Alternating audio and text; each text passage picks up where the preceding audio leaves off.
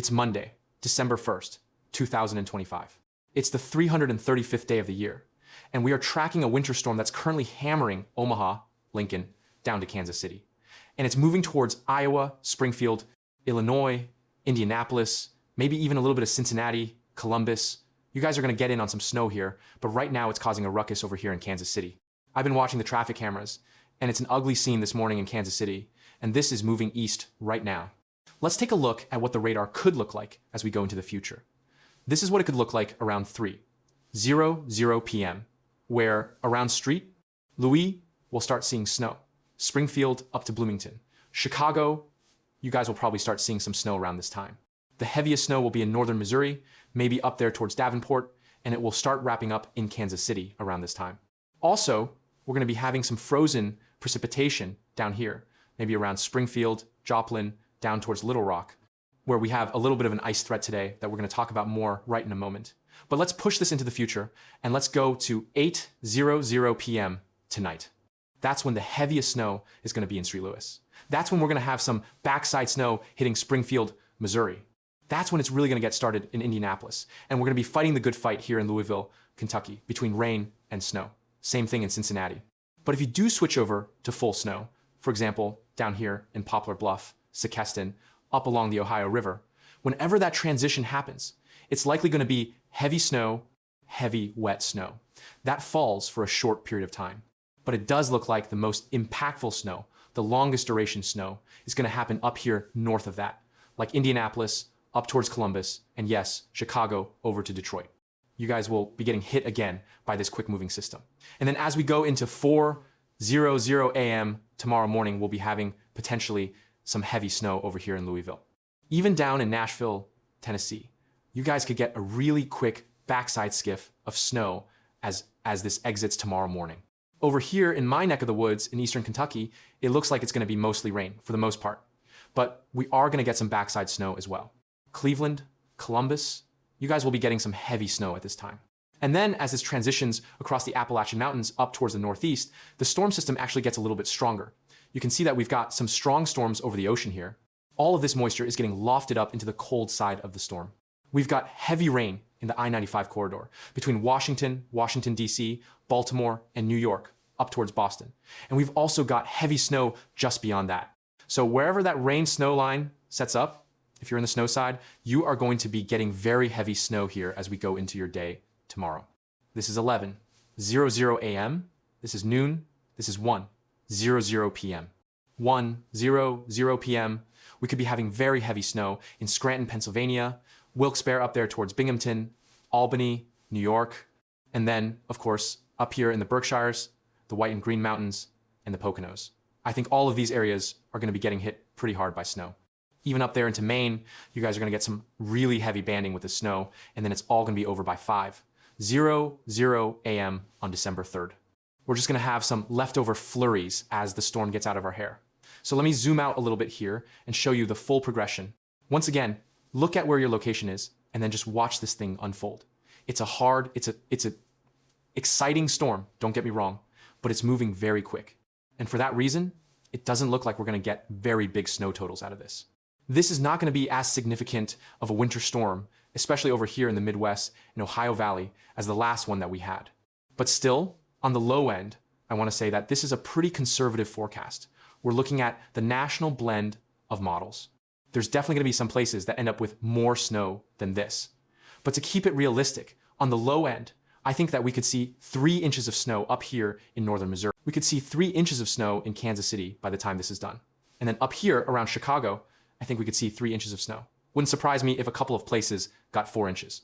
2 or 3 inches is going to be possible in Indianapolis. Even down here towards Louisville, Kentucky, I think that we could get 2 inches of snow. 2 to 3 inches is going to be possible in Cincinnati as well. Over here in Columbus, you guys get 2 or 3 inches. And then once we get up there towards Cleveland, we can start talking about maybe 2 to 4, 3 to 6 inches of snow.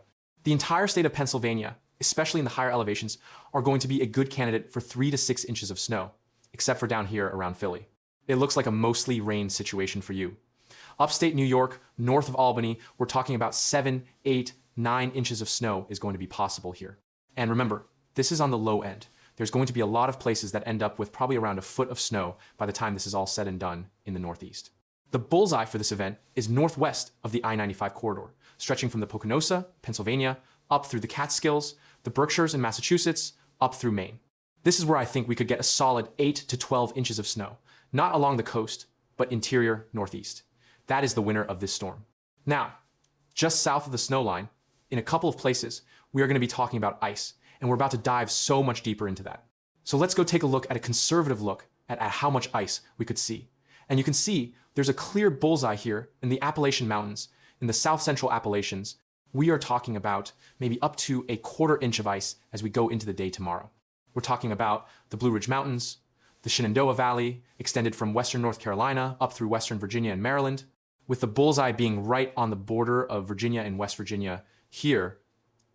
I think there's going to be a lot of places that get more than a quarter inch of ice. In a short period of time, that's going to pile up on tree limbs and power lines, and it will cause some power problems. Now, we also have some ice problems back here in Arkansas that are going to be unfolding today, right now, as you're watching this. And I think that this will be a little bit less impactful than what we're having in the Appalachian Mountains, but it's still going to be a good thumping of ice.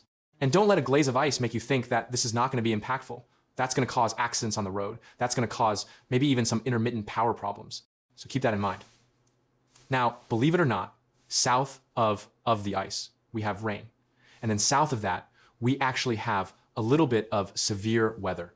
We've got a marginal risk of severe weather from Mobile, Alabama, down to Apalachicola, Florida. We've got a very slight overnight tornado threat down here. I want to highlight along Interstate 10. If you're in Pensacola, Ola, or Panama City, make sure you have a way to get alerts tonight, because I do think that there is a ever so slight chance of some strong storms coming through here. Let's go back to that future radar. And while Cincinnati, Columbus, Indianapolis, and Detroit are getting plumb smacked by some heavy snow bands, we are going to have some supercells trying to form up down here over the Gulf, and those are going to slowly loft up towards the coast of Florida. These will certainly be causing various problems, such as waterspouts. And then as they make landfall, they're going to try to continue to produce tornadoes. This will be an isolated threat, and it unfortunately looks like it's going to be happening from around midnight to 6:00 a.m., so right when you're sleeping. So make sure you have a way of getting alerts down there. And then the big story after is going to be the cold air. Look at this giant lobe of very cold air that's going to be coming in after the storm goes by.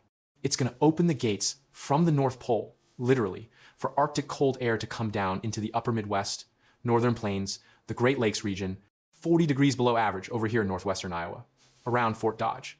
This is going to be some of the coldest air we've had in a while, and it's going to be sticking around for a while. Lewis, Kansas City, and Chicago as well. These are going to be some really cold nights, and look at how it even gets over there into the Northeast a little bit as we go towards the weekend. What do these temperatures look like? Well, on Wednesday morning at 7 a.m., we're going to be in the teens in Lexington, Kentucky. We're going to be around 20 degrees in Indianapolis, but this is not the real cold. Watch that big giant lobe of cold air come down into the upper Midwest. And on Thursday morning, this is not the wind chill, okay? This is the actual temperature. It's going to be 20 degrees below zero in Fort Dodge. That's dangerous cold. That's life-threatening cold up here. Even for you guys that are used to the cold, it's going to be -10, potentially in Minneapolis, St. Paul. There's going to be a good chunk of North and South Dakota that are 10 degrees below average. And there's going to be multiple places that flirt with 20 degrees below average. So keep that in mind. This is life-threatening cold, and it's going to be sticking around for at least a couple of days before we get a break, okay? And while it may not be life-threatening cold the whole time, the next 10 days are going to continue to be below average in the Great Lakes region, over into the Northeast, and pretty much the entire eastern half of the country, except for Florida. Then we're going to continue to see that big ridge build in the west-west, with warmer than average temperatures from San Francisco up to Seattle, over to Salt Lake City. So that is the pattern that we're in. Don't know when we're going to get out of it. It doesn't look like any time soon. It's going to continue to serve up opportunities for snow. We're focused on this storm right now, but in my next video, we'll talk about the next potential Big Daddy snowstorm for areas east of the Rocky Mountains. Now, that's pretty much all the weather talk I have for you today.